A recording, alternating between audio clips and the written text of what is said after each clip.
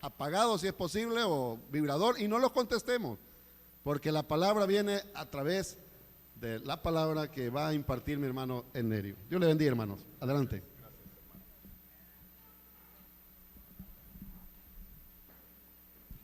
Buenos días, iglesia, que Dios les bendiga.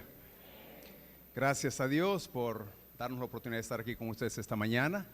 Gracias a la invitación del pastor Silas y gracias a Dios porque su palabra es excelente, es bella. Y la intención de esta mañana es animarle a que sepa que algunos maestros, algunos teólogos se enfocan en enseñanzas que están muy fuera de contexto. Hay que entender que la revelación de Dios, en el caso de la profecía, hay tres tipos de interpretaciones que se da en tres escuelas teológicas en el mundo: la premilenialista, la amilenialista y la postmilenialista, la cual diversan de muchas realidades que tienen que entenderse. La más cercana es la premilenialista, pero el sentido es entender que la Biblia no se escribió para teólogos ni para pastores. La Biblia se escribió para las iglesias, para los creyentes en Jesucristo, donde muchas veces el creyente se enfoca más en cosas que tal vez no entiende y pierde su tiempo discutiéndolas o tratando de investigar a dónde puede estar la respuesta de ello, cuando hay cosas en la Biblia que ya Jesús lo dice, y lo dice Pedro, y lo dijo Pablo, que hay cosas que son muy difíciles de entender y que jamás, ni usted ni yo, por tener una mente finita, vamos a entender cosas que la Biblia describe. Solo hay que aceptarlas por fe. Y de eso se trata el libro de Apocalipsis, porque revela muchas cosas que están fuera de nuestra comprensión. Es un mundo espiritual, es un mundo donde en algunos casos el Señor está describiendo cosas que para nosotros son difíciles de querer captar en nuestra mente.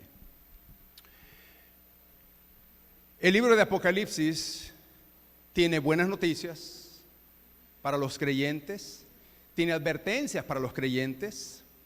También el libro de Apocalipsis tiene una revelación que impactará al mundo y tiene malas noticias para el mundo. Hace un par de días atrás, después de una disputa de 3 meses, el señor Vladimir Putin decide entrar con guerra en conflictos con Ucrania. Esa noticia ha devastado mucho, no solamente la economía, sino las familias. El mundo entero está intrigado porque puede haber una guerra nuclear. Sin embargo, nosotros sabemos cómo va a terminar la historia. No hay guerras nucleares. Y eso hay que entender. La iglesia debe entender su postura ante las promesas de Dios, que antes que algo así ocurra, la iglesia va a desaparecer de la tierra. Y esa es la esperanza en la cual debemos de entender. Noticias como las guerras y rumores de guerra, ya lo dijo Jesucristo en Mateo, nos advirtió, y abruma. Y es obvio, es triste, doloroso ver las escenas por el mal corazón de los hombres. Pero los hijos de Dios debemos de entender el enfoque de Dios para nosotros.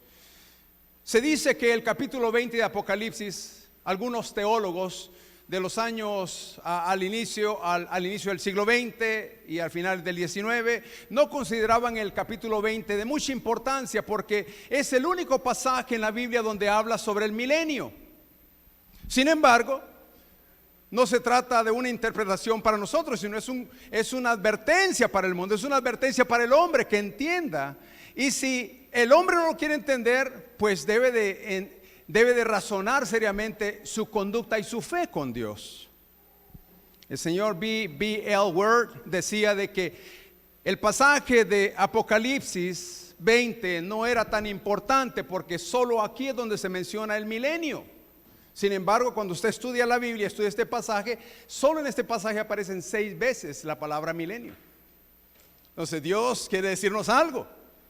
Dios quiere informarnos que debemos de poner atención a estas cosas. Y aquí vemos que hay un hombre de Dios llamado Juan el apóstol, que fue el último de los 12 discípulos del Señor.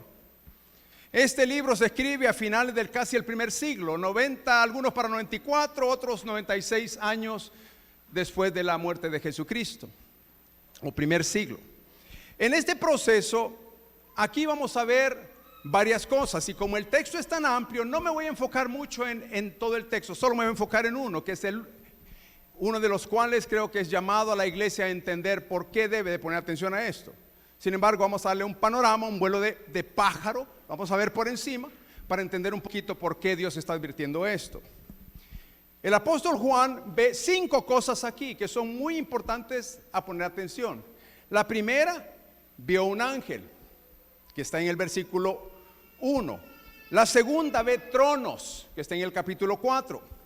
La tercera, ve almas, que está en el capítulo 4, en el versículo 4, perdón. Y luego ve un trono blanco, que está en el versículo 11. Y finalmente ve a los muertos en el versículo 12. Son cosas muy importantes que hay que poner atención. ¿Por qué? Porque el futuro, lo último de la verdadera iglesia, no está en duda de que va a desaparecer de la tierra. Y por tanto tiene una misión a la cual debe de ubicar su corazón y su conducta. Debe de entender su relación con Dios. Porque es ahí donde se basa nuestra esperanza, nuestra confianza en Jesucristo como Señor y Salvador, al cual Él es el que va a dictar sentencia al final de todo lo declarado. Así que leamos, solo como introducción, veamos lo que ve Juan, versículo 1. Vi un ángel que descendía del cielo con la llave del abismo y una gran cadena en la mano. Inmediatamente comenzamos a ver que aquí hay cosas que no entendemos, cosas que vamos a cuestionar, cosas que vamos a quizás hasta malinterpretar sin darle realmente la realidad y el énfasis de lo que Dios quiere decirle al pueblo de Dios. Primero, un ángel, algo que nosotros nunca hemos visto. Solo entendemos porque Dios lo describe como son. Pero aquí en este caso hay alguien específico creado por Dios que tiene una autoridad donde va a hacer algo que nadie en el cielo sin el permiso de Dios va a poder hacer. El versículo 2 dice: y prendió al dragón. Este ángel es el que tiene asignado una misión única, exclusiva, donde realmente el hombre debe de comenzar a entender de que algo está por terminar. Algo no es que está por comenzar, está por terminar. Todo lo que Dios vino advirtiendo por todas estas edades, todas las generaciones, está a punto de terminar por un proceso. Y dice así: que Él prendió al dragón, la serpiente antigua, que es el diablo y Satanás, y lo ató por 1000 años. ¿Qué está haciendo el proceso de lo que se acerca a un juicio? Se acerca un evento más grande que lo que usted pueda haber entendido en toda la historia de su vida. No la Primera Guerra Mundial, no la Segunda, no Ucrania y Rusia, no las bombas nucleares, no el COVID. Esto es algo mucho más grande que el hombre debe de poner atención, y sobre todo los hijos de Dios. Sobre todo los hijos de Dios, porque debemos de entender que en este mundo hay un mal, y en este mundo tiene su origen, y el mal tiene el origen a causa del diablo. Y si Dios quiere restaurar este mundo, si Dios quiere restaurar y quiere hacer juicio ante un escenario de edades, va a tener que comenzar con aquel que vino a provocar el mal. Y eso es lo que estamos viendo en la introducción del capítulo 20, que Dios da una orden al ángel donde tiene una cadena. Yo le preguntaba a Marti, haciéndolo broma, yo no sé cuánto pesará esta cadena, cuánto largo será. La verdad son cosas que no son muy relevantes en esta historia, sino que Dios va a atar, finalmente va a amarrar a aquel que tiene libertad en este momento, hermanos. El Dios de este siglo, el Dios de este mundo, anda en libertad todavía. Anda provocando guerras, anda provocando disensiones en las familias, anda provocando en aquellos corazones aún que el entendimiento cegado. Todavía Satanás está actuando en nuestra generación, está confundiendo a la gente, a la juventud, está confundiendo a la mujer en cuanto a su naturaleza, al hombre en cuanto a su naturaleza. Todavía hay egoísmo, todavía hay falsedad, todavía hay religiosidad, todavía hay idolatría en este mundo. ¿A causa de qué? Satanás. Y aquí Dios va a comenzar a tratar con algo que ni usted ni yo hemos podido vencer humanamente hablando. Y eso es lo importante de que vemos aquel al que creemos, a Dios, que no se ha olvidado de los mártires, que no se ha olvidado de las injusticias, que no se ha olvidado de sus promesas, que no se ha olvidado que Él tiene un pueblo en la tierra donde Él quiere que su pueblo entienda que Dios va a actuar en su momento y que tengamos fe para esperar ese momento. Ese es el deseo de Dios, que su pueblo esté atento. ¿Por qué? Porque la historia del universo no ha habido en la historia de ese universo alguien tan malévolo como el diablo. No ha habido nadie en la creación de lo que Dios hizo, porque Satanás tiene también su origen. Y Satanás no se creó a sí mismo, él no es creador de cosas. Satanás fue creado por Dios. Y el problema que vemos en Satanás es que la Biblia nos revela ahí en Ezequiel que Dios creó a Satanás y lo hizo como una de las criaturas más hermosas. El problema fue que la caída de Satanás es que quiso compararse a Dios y dominar su reino. Y se abocó más a aquel sentir de su orgullo y su belleza. Y esa fue su caída. Ahora, una vez cae en el mal, cae en la desobediencia de Dios, Él no creó el mal, Él usó el bien de Dios y lo invirtió al mal. No es que lo creó. Satanás no puede crear nada. Él está limitado para hacer cosas en la tierra o para hacer cosas que solo Dios puede hacer. Por eso dice la Escritura: vi a un ángel que descendía del cielo y con la llave del abismo. Oiga bien, este ángel tiene un lugar donde Satanás va a ser recluido. De ahí no podrá salir. ¿Y cuánto es el tiempo que dice? 1000 años. Esto tiene un contexto muy, pero muy enriquecedor para poder solo hablarlo rápido. Tiene que estudiarlo, tiene que hablarlo lo que dicen los profetas en el Antiguo Testamento para entender que este es un tiempo muy especial para los santos. Qué hermoso, hermanos. Solo quiero que se imagine usted un mundo donde no hay guerras, violencia, inmoralidad, injusticia. Un mundo donde hay paz, hay gozo, hay salud, hay larga vida, hermano, donde no hay muerte. Ese es el mundo al que Dios va a provocar para todos sus santos, para todos sus hijos. Pero hay un proceso en el cual todos vamos a entrar y comienza con nuestra fe en Jesucristo. No es algo que usted y yo vamos a simplemente venir a la iglesia. No, Dios va a requerir de nosotros fe, requiere de nosotros compromiso, requiere de nosotros fidelidad, requiere de nosotros amor, pasión, dedicación, entrega por lo que Él está diciendo que va a hacer por nosotros. ¿Lo merecemos? No, no lo merecemos. Él va a atar a Satanás, al que nos ha dado problemas y nos sigue dando problemas. Pero luego dice la Escritura que cuando esto ocurra, Satanás no puede crear nada por sí solo. No puede crear nada.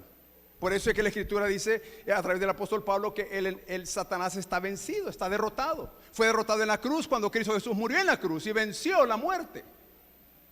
Y por ello, lo que ve Juan, primero es el ángel, luego ve en el versículo 4, cuando ya vemos que, bueno, Satanás es arrojado al abismo, dice el versículo 3, y lo encerró y puso un sello sobre él para que no, oiga bien, engañase.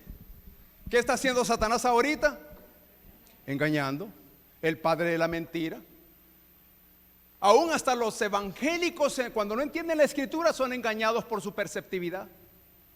Son engañados por lo que quieren ver en el mundo y quieren traer las cosas del mundo a la casa de Dios o a su vida personal. Y hermanos, no debe de ser así.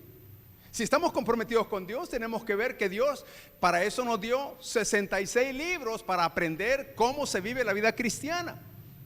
Y la vida cristiana es un evento totalmente diferente al que hemos vivido mundanamente.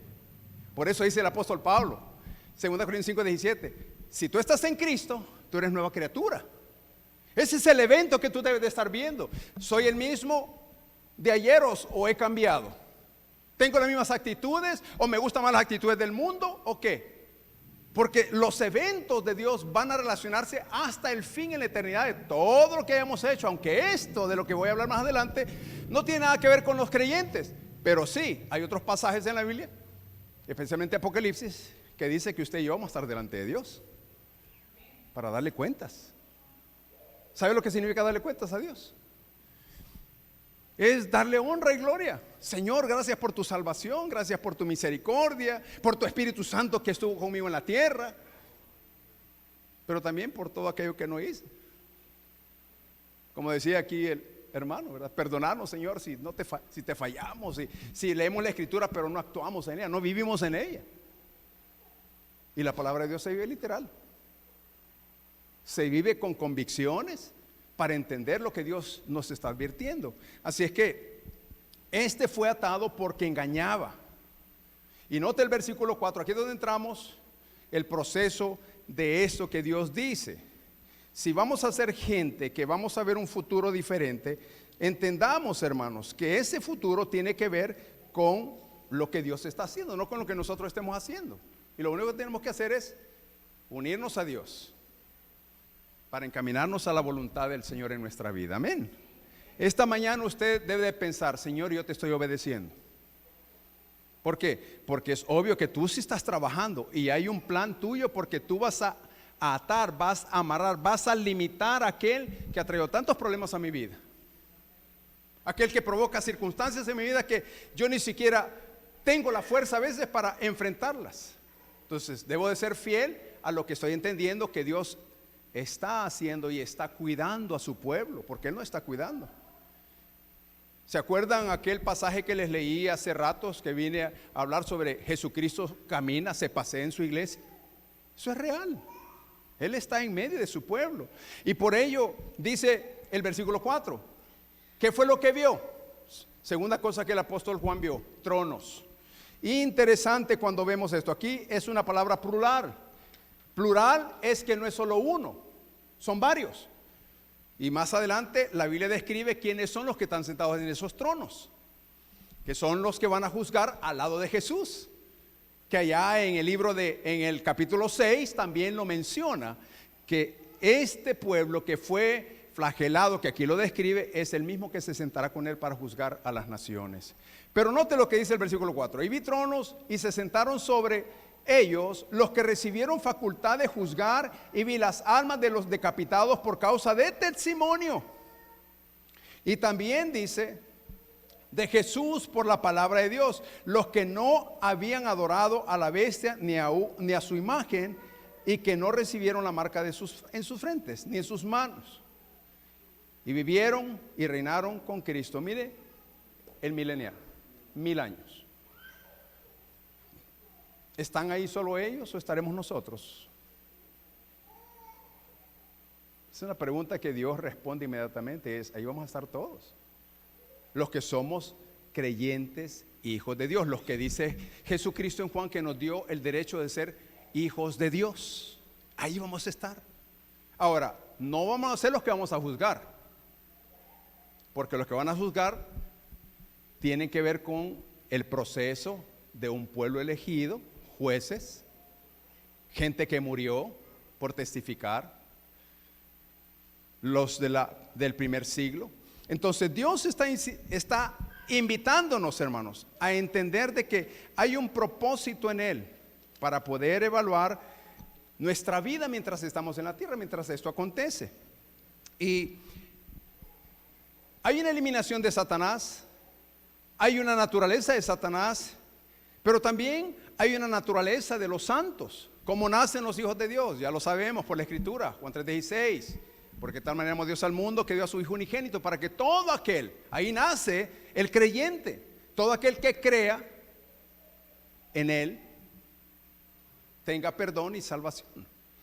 Pero aquí dice que Juan vio tronos y se sentaron sobre ellos los que recibieron facultad de juzgar. O sea, ya tienen una elección, ya hay una elección, porque ya están esperando el día que llegue para que entren al juicio. ¿Quiénes van a entrar al juicio?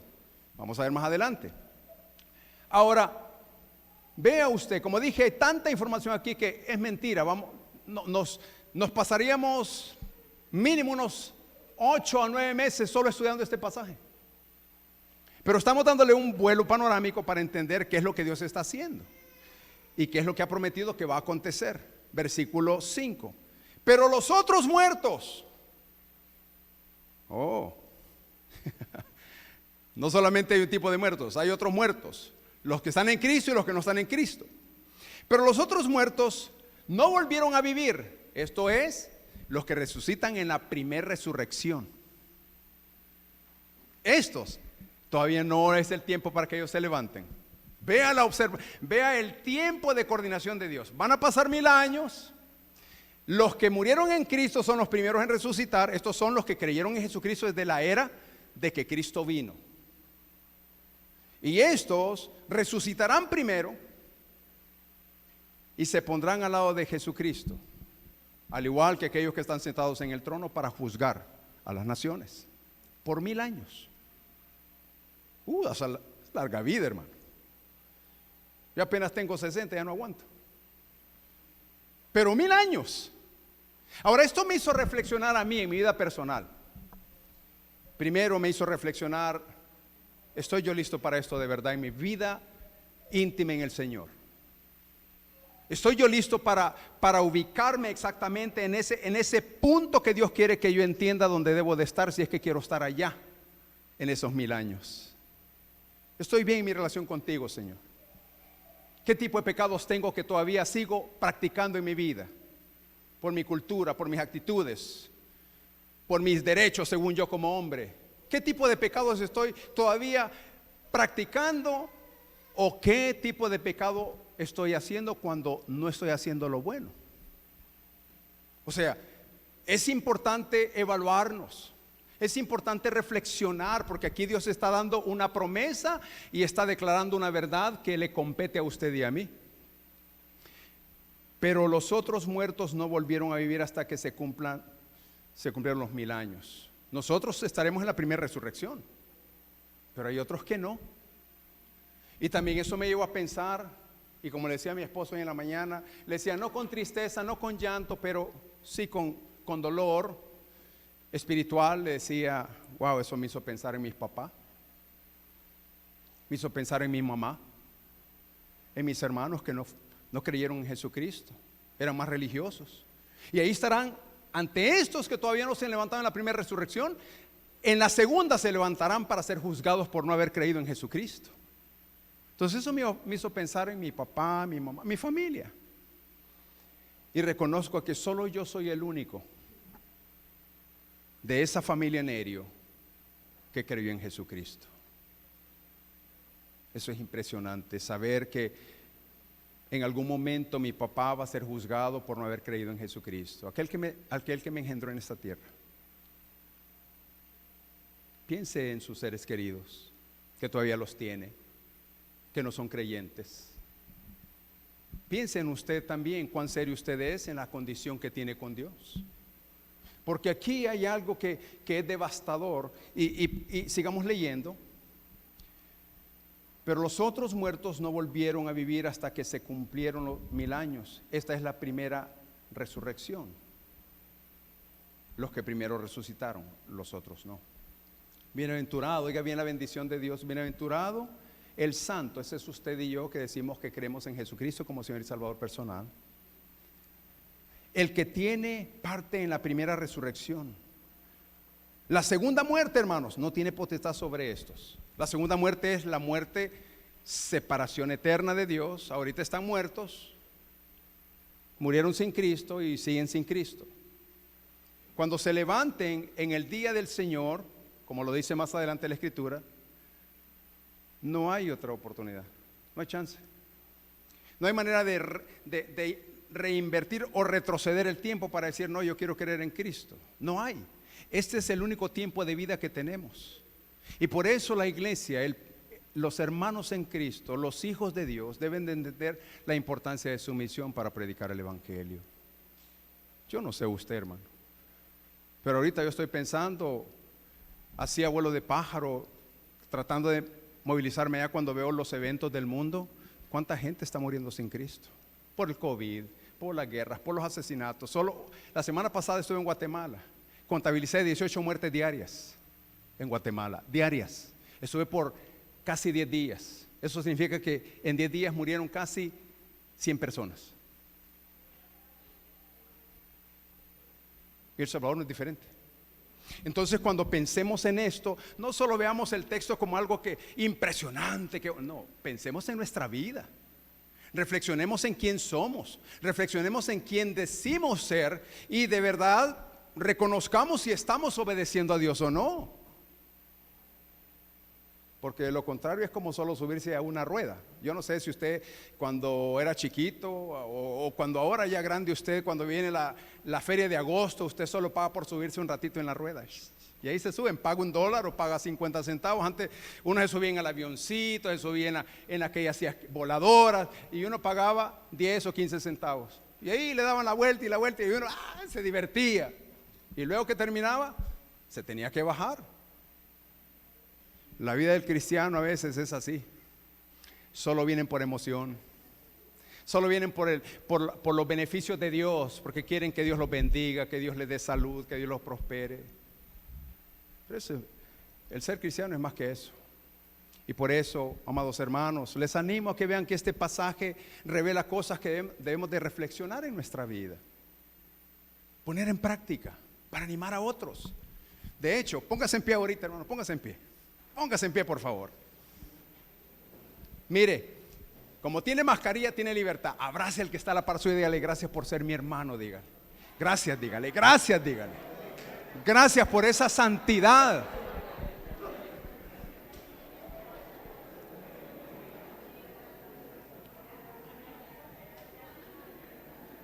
Amén. Amén. Gracias, hermano. Gracias. Gracias, hermano. Pueden sentarse. ¿Verdad que se siente bien, hermano?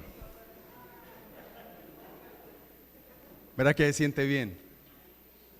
Saber que usted tiene un compañero en la milicia, un compañero en el caminar en Cristo. Alguien que tiene fe como usted. Alguien que ama a Dios. Alguien que quiere obedecer a Dios. Alguien que está comprometido con Dios y que está al lado suyo. Se siente bien saber que no están solos, ¿verdad, hermanos? Por esa razón debemos de entender que tenemos una misión y que no podemos caminar separados en este proceso. Tenemos que caminar juntos para alcanzar lo que le espera al que no conoce a Jesucristo. Bienaventurado, gracias a Dios porque ya nos está bendiciendo. Versículo 6. Bienaventurado y santo el que tiene parte en la primera resurrección. La segunda muerte no tiene potestad sobre estos, sino que serán, oiga bien, qué título más hermoso, sacerdotes. Oiga bien, o sea, el sacerdote no es el que usted se considera y tiene en su cultura, en la mente por la cultura metido. El sacerdote es aquel que conoce la escritura, aquel que educa a su familia, aquel que educa a un amigo, aquel que educa una sociedad y aquel que está delante de otros sirviendo. Esa es la postura que se tiene como un sacerdote en casa, alguien que conoce de Dios. Y Dios dice: bienaventurados los que tienen santidad, los que no participan en la muerte segunda, porque ellos son santos. Wow, eso, hermano, yo no sé usted, pero esa postura a veces incomoda en nuestra vida. Porque si reflexionamos seriamente en la voluntad de Dios, si nos pusieran un termómetro para evaluar nuestra santidad, le garantizo que saldríamos avergonzados. Porque no llegamos a la altura de la santidad que Dios quiere que practiquemos en la carne. Y por eso el apóstol Pablo nos instruye en Gálatas que no vivamos en la carne sino en el Espíritu, para entender a Dios, para caminar en obediencia a Dios, para ver que en nosotros hayan frutos, como dice el mismo Señor Jesucristo en Juan 15:16, que los frutos permanezcan en nosotros. Y una elección que Dios hace en nosotros es que no es que nosotros busquemos a Dios, Él nos buscó primero para hacernos sacerdotes, para darnos santidad, hermanos, amén, para animarnos unos a otros. Mire, el consejo de Dios en la Escritura está más de 120 veces, unos a otros, unos a otros, unos a otros. Porque está queriendo que el cuerpo del Señor entienda que se necesitan. Y si aquí está dándonos un cuadro donde vamos a estar todos allá, ¿por qué no lo hacemos aquí? Pues comencemos aquí la práctica, a ver cómo nos va. Comencemos a orar unos por otros, amarnos, a apoyarnos en la visión y en la acción de Dios. Comencemos aquí. Este es el proceso para poder desarrollar nuestro llamado ante el Señor. Bienaventurado el santo, el que tiene parte en la primera resurrección. Luego dice el Señor mismo que serán sacerdotes de Dios y de Cristo y reinarán con Él 1000 años. Versículo 6. Pastor, ¿cuánto tiempo tiene de servirle aquí al Señor?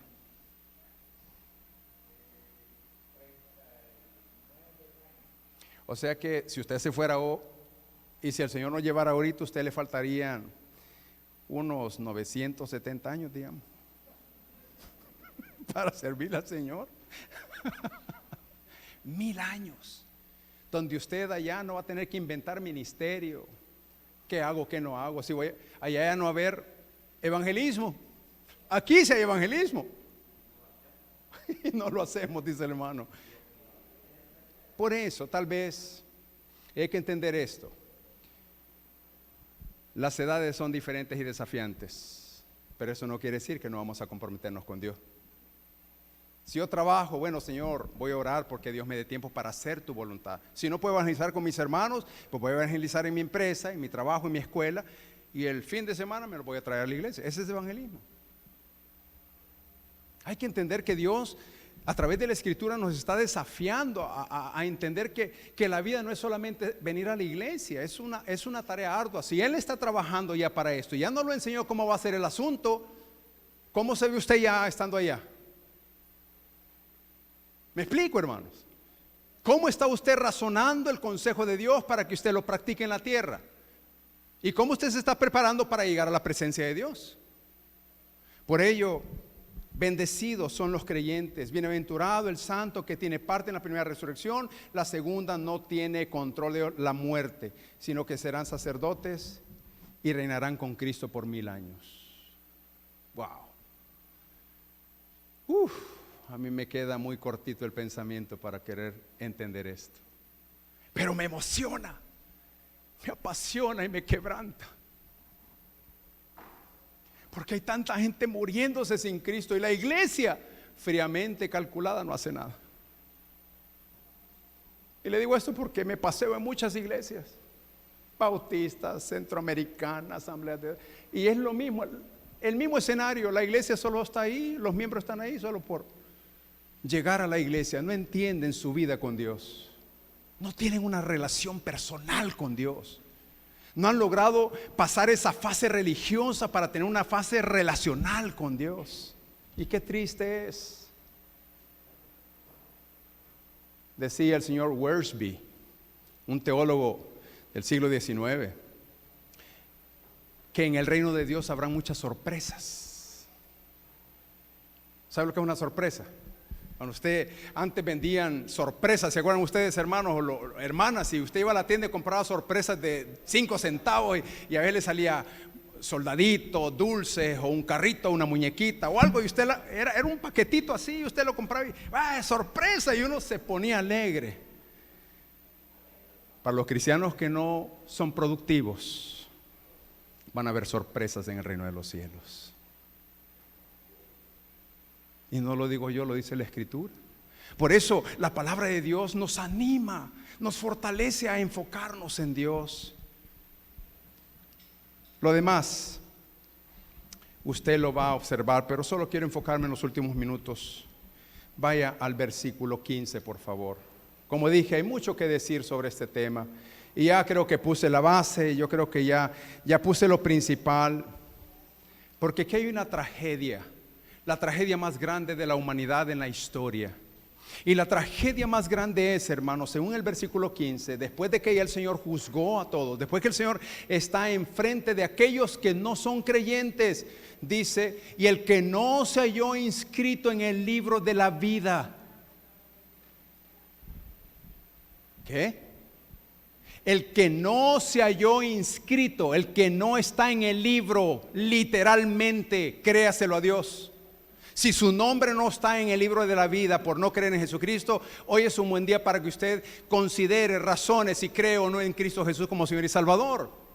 Hoy es un buen momento para que usted recapacite en el proceso, porque aquí hay una verdad que muchos de los que dicen ser creyentes en las iglesias no han observado. Por sus vidas, por no creer en Jesucristo. Dice la Escritura que por no estar ahí serán lanzados al lago de fuego. Ahora, ¿quién es el que hace ese? ¿Quién es el que está sentado en el trono? Es Cristo. Y note que el trono, el que Juan ve, uno de los tronos que Juan ve, dice, lo describe como grande y blanco, le da la majestad, la santidad, le da la gloria a Dios, que es el que va a juzgar, que es Cristo Jesús. No es Dios Padre. De hecho, Dios Padre y Jesucristo uno mismo son. Pero ahí en ese trono Dios está identificando a Cristo porque es el que murió por la humanidad como hombre. Y es el que va a juzgar a todo hombre, a toda mujer que no crean en Jesucristo como Señor y Salvador personal. Aquí tenemos a un Cristo que debe identificarse que es un Cristo glorioso, majestuoso. El que va a dictar la última sentencia, que será lanzado al lago de fuego, es Cristo el que va a hablar. Allí en ese proceso, para los que son abogados entenderán esto. Ante el Señor en ese día no habrá abogado que lo defienda. No hay jurado para que estén oyendo los males que usted hizo. El único que lo va a juzgar es Jesucristo. Usted no podrá defenderse. Cuando digo usted, estoy refiriéndome a los amigos, aquellos que no tienen a Cristo. Y tiro esto aquí por si las dudas. Si hay alguien aquí que no tiene a Cristo todavía, usted tiene la mejor oportunidad de salir de ese evento, salir de ese lugar donde Dios está advirtiendo que el Señor lo juzgará si usted no cree en Jesucristo como Señor y Salvador. Entonces este Jesucristo, el que va a dictar sentencia, es el que murió en la cruz.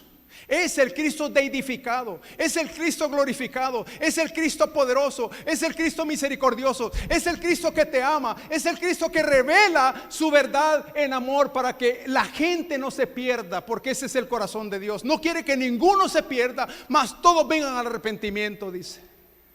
Usted ya conoce toda esa verdad. Se da cuenta de lo implícito que es esto, lo cargado que es esto en el Señor cuando llegó a la cruz y le dio un mensaje a usted. Y quizás, en amor se lo digo, usted no lo está haciendo. Eso quiere decir que usted no valora lo que Dios ha hecho. Eso quiere decir que usted no tiene ni siquiera la mínima intención de obedecer a Dios. Porque usted, entendiendo hacer lo bueno, no lo hace. Si a estos les va mal. Oiga lo que dice Dios en Ezequiel. Que la sangre de los muchos que pasaron por nuestra vida y no les predicamos, se nos demandará. Eso es aterrador. Aquel que va a estar delante del Señor en el día del juicio es porque no creyó en Jesucristo. Y quizás fue un familiar suyo, fíjese, o un amigo, o quizás aún un miembro de su iglesia, porque usted creyó que era creyente de verdad y usted no afirmó la fe de esta persona. Y ahí lo va a encontrar en el día del juicio del Señor. Por eso es importante, amados hermanos, entender que hay una tragedia que realmente se encuentra porque no está escrito en el libro de la vida. Mire, hoy con esto del COVID, cuando usted viaja a un país, a otro, cuando estaba entrando a Guatemala, iban dos, una australiana y una americana, y habían perdido sus documentos. ¿Y dónde hallaban su nombre? Pobrecitos los hermanos, angustiados porque ni para allá ni para acá los dejaban entrar, pues.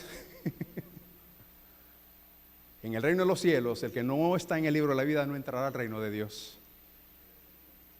Y ese es un mensaje que le corresponde a usted, enseñarlo a un mundo caído, a un mundo perdido, donde la revelación de Dios es tan grande El versículo 10 dice que el diablo que los engañaba fue lanzado al lago de fuego y azufre, donde estaba la bestia y el falso profeta, y serán atormentados día y noche por los siglos de los siglos.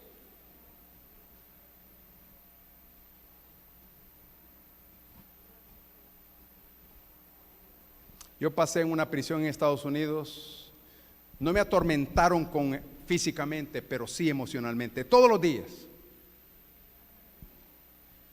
Para botar el orgullo, para botar esa actitud que uno tiene como hombre, lo dominan, lo desgarran emocionalmente.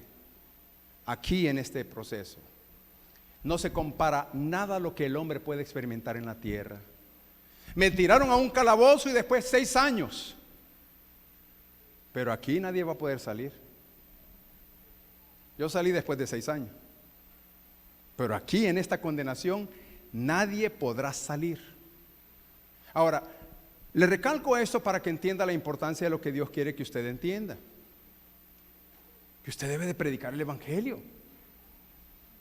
Deje de pensar que esta no es su tarea, que esto no le corresponde a usted. Deje de pensar con esa actitud. Ya, póngase realmente serio con Dios, hermano, porque a su alrededor se está muriendo mucha gente. O sin que usted sepa, van camino al infierno y usted ni siquiera hace nada. Por eso dice Jesucristo que Él es el que está sentado en el trono. Eso es lo que vio Juan. Juan vio el trono blanco en el versículo 11. Y vi un gran trono blanco y al que estaba sentado en él. ¿Quién es el que estaba ahí? Ya lo dije. El Cristo edificado, glorificado, el poderoso, el eterno, el soberano, el que venció la muerte, el que nos dio su Espíritu Santo, que es la tercera persona de Dios en nuestra vida, para que nos guíe, nos instruya. Pero si nosotros no ponemos atención a esas cosas, o pensamos que eso es solo para grandes oradores o grandes teólogos, no, las cartas se escribieron para usted como creyente, no para pastores ni para teólogos ni para maestros. Se escribió para que la gente comprenda que debe relacionarse con Dios y que lleve en la práctica lo que es sencillo. De hecho, la intención de Dios se escribió en la Escritura para que hasta un niño lo entienda. Y a veces en el Señor creo que nos falta un poquito más de interés para conocer a Dios. Nos falta responsabilidad. Así es que el punto es que en el versículo 12 dice Juan que vio a los muertos. ¿Y cuáles muertos eran? Grandes y pequeños. Estos no son niños ni jóvenes, son grandes en poder, grandes en riquezas, que no quisieron nada con Dios. Naciones, presidentes, gobernantes, alcaldes, políticos, grandes y pequeños, que no creyeron en Dios, estarán ahí en ese proceso. Y eso es lo que Dios está advirtiéndonos, que veamos que no podemos descuidar todas las áreas de la vida. Ay, no, es que doctor, no le puedo predicar el evangelio. ¿Cómo que no? Es que él es abogado, no puedo, hermano. Mire, él necesita otro abogado para... No. Usted es más abogado que él, porque está intercediendo por Dios. Dice Dios que nosotros nos volvemos colaboradores, nos volvemos embajadores, nos volvemos reconciliadores al llevar el mensaje de Dios. Somos mejor que un abogado, para presentarle la evidencia de Dios, para darles un veredicto que si no creen en Dios van a ser juzgados en el día del juicio. Entonces tenemos que entender que esto es práctico y hay que llevarlo a la práctica. Piensa en quién le va a ir a evangelizar ahora. ¿Qué le voy a hablar a la persona? ¿Cómo va a ir a orar? Piensen en ellos, porque aquí hay una advertencia ya para la iglesia. Y como dijo mi hermano, estamos más cerca de la venida de Cristo que cualquier otro tiempo. Por ello, Dios da evidencia de cuánto a los que no creyeron en Cristo, esos todavía no se van a despertar por 1000 años. Cuando despierten, mire qué chistoso, van a despertar de la muerte para oír su juicio. Y luego van a entrar a una segunda muerte espiritual, separación de Dios eternamente. Usted no tiene que preocuparse de eso. Amén. Usted debe de agradecerle a Dios, alabarlo, abrazar sus verdades, clamarle, llorar, honrar a Dios, bendecir a los hermanos, animar a otro. Porque si usted entendió, esa es su misión, de predicarle a otro lo que usted ya entendió de Dios. aquí Dios dice que estaban de pie ante Dios, y los libros fueron abiertos, dice el versículo 2. ¿Es metáfora esta o es un cuento? Es literal, es real. ¿Te has pensado alguna vez lo que dice Juan? Que los que creyeron, Dios les dio potestad de ser hijos llamados de Dios y los escribió en el libro de la vida, dice. ¿Te has puesto a pensar si tu nombre está en el libro de la vida? O solamente no, yo soy cristiano.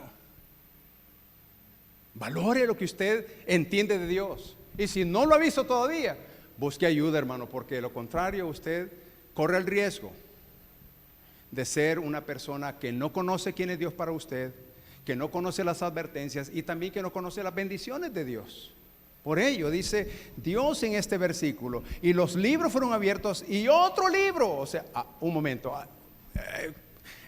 por favor, pastor, ayúdeme en esto porque hay varios libros. Sí. Hay un libro que es del Cordero, y ese libro donde está escrito el nombre de todos los que creen en Jesucristo como Señor y Salvador personal. Pero hay otros libros, que es el otro libro donde dice Dios, que fueron abiertos, el cual es el libro de la vida. Ese es el libro.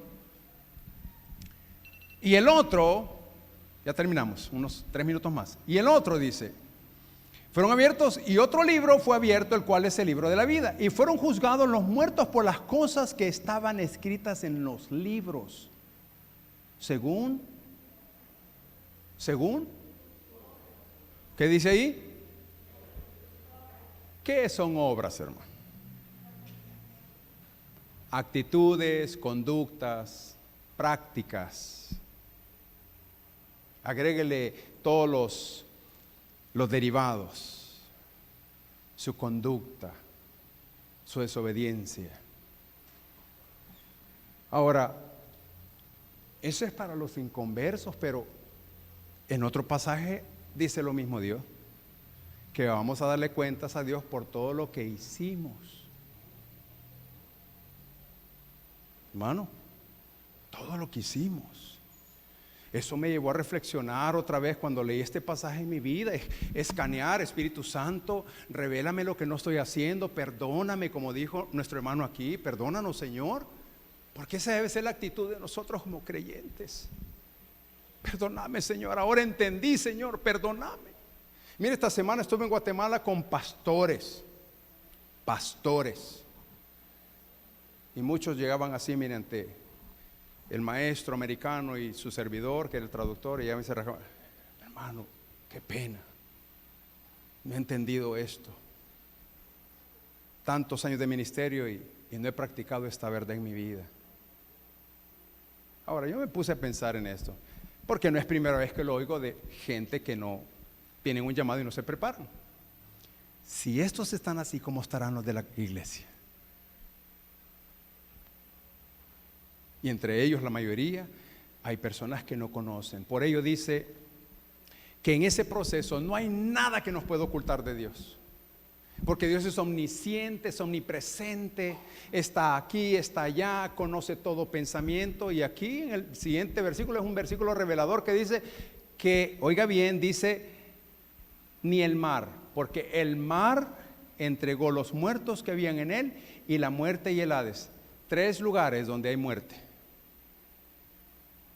El mar, todo eso que los piratas, las historias que hemos oído de las guerras, todos los cuerpos que nunca encontraron, como aquellos que de Rusia, creo que fueron un submarino que se perdió totalmente y perdieron un grupo de 45 personas hace unos 6 años.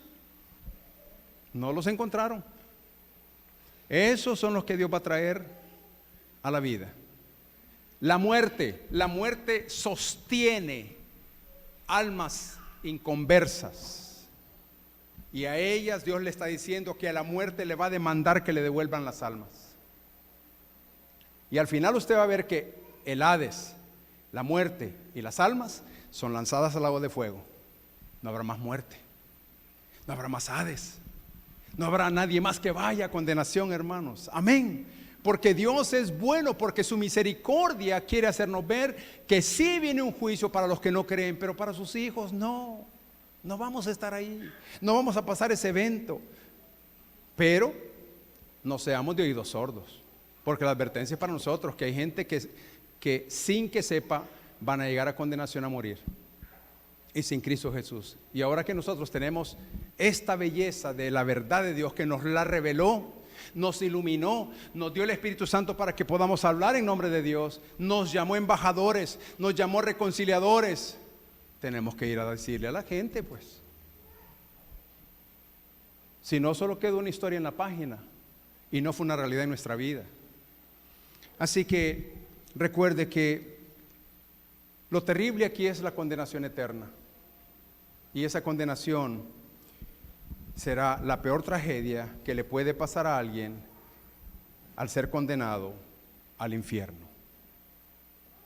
De hecho, el infierno fue una de las enseñanzas que más declaró Jesucristo para la humanidad. Así que el texto concluye con esa advertencia. Y concluye con la advertencia en amor. Porque si hay gente que todavía está con vida, es para que ponga atención a Dios. Si hubiera querido predicarle a mis padres, ya no se puede hacer nada. Y eso pasó. De hecho, hace 54 años fue que mis padres murieron. He visto morir amigos con Cristo y he oído de otros que mueren sin Cristo. Se les advirtió y no quisieron. Pero eso no quiere decir que nosotros no debemos de dejar de predicar el Evangelio. Tenemos una misión. Y lo más relevante de todo esto es que Dios nos ama y que nos ha dicho que nos tiene un lugar preparado para nosotros. Y que vamos a gobernar con Él por 1000 años. Y que lo que suframos por el momento aquí en la tierra no se compara a lo que Dios nos está preparando en el reino de los cielos. Dice el apóstol Pablo que eso es como un abrir y cerrar de ojos, la muerte a la vida. Así es que, amados hermanos, que Dios esta mañana les dé convicción en su corazón. 1, de lo que están haciendo a su favor. 2, practíquenlo. 3, razone con Dios y póngase a cuenta si no lo está haciendo. Y verá que van a ser las cosas más fáciles, donde usted percibirá la presencia de Dios en su vida. De hecho, usted se va a levantar como entró aquel hermano cantando con ánimo, ¿verdad? Se va a levantar la mañana y, Señor, hoy voy a orar por Miguelito, hoy voy a ir a buscar a Raúl, hoy voy a predicarle el evangelio a alguien. ¿Por qué? Porque me ha dado la vida. Porque tú quieres que en tu plan yo busque a alguien para advertirle sobre los eventos que tú ya tienes preparado. Que ya no los ignoro, ya no soy sordo, no soy ciego, ya no. Ahora quiero abrir más los ojos para ver a quién le puedo predicar el evangelio. Que Dios le ayude, porque es una transición de relación, no de religión. Amén. Y que sea Dios el que le ponga en su corazón, como dice él mismo, el querer y el hacer la voluntad de Dios. Amén. Vamos a orar, incline su rostro. Padre, en el nombre de Jesús esta mañana bendecimos su nombre, Señor. Le damos gracias por lo que usted es para nosotros, por lo que usted ha planeado para nosotros, por la advertencia que usted nos da como hijos suyos para obedecer y cumplir su voluntad en la tierra. Queremos agradecerle porque usted es soberano, eterno, glorioso, divino, santo. Queremos agradecerle, Dios, porque usted nos es ejemplo y en su amor nos invita, facilitándonos a través de la Escritura lo que hay en su mente y en su corazón y lo que usted ha destinado para la humanidad, para que seamos representantes suyos, embajadores aquí en la tierra, y podamos correr con urgencia y hablarle a otros de la importancia de lo que es creer en Jesús como Señor y Salvador personal. Padre, gracias por tu Hijo Jesús. Y Jesús, gracias por el Espíritu Santo que nos has dado para que Él sea el que intervenga en nuestra vida, nos corrija, nos instruya, nos guíe, nos exhorte y nos anime, y sobre todo que cuide nuestro corazón al caminar mientras estamos en la tierra.